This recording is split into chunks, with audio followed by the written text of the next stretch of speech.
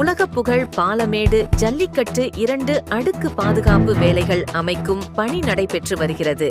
உலகப் புகழ் பெற்ற பாலமேடு ஜல்லிக்கட்டு விழா வருகின்ற 15ஆம் தேதி புதன்கிழமை அங்குள்ள மஞ்சமலை ஆற்று திடல் வாடிவாசலில் அரசு வழிகாட்டுதல் படி நடைபெற உள்ளது. இதற்கான முன்னேற்பாடு பணிகள் தொடர்ந்து நடைபெற்று வருகிறது.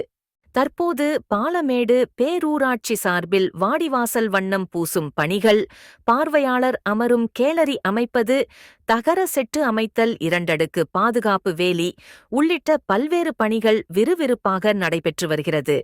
இப்பணிகளை பாலமேடு பேரூராட்சி தலைவர் சுமதி பாண்டியராஜன், துணைத் தலைவர் ராமராஜ் மேற்பார்வையில் ஜல்லிக்கட்டு விழாவிற்கான அனைத்து பணிகளும் மும்முரமாக நடைபெற்று வருகிறது.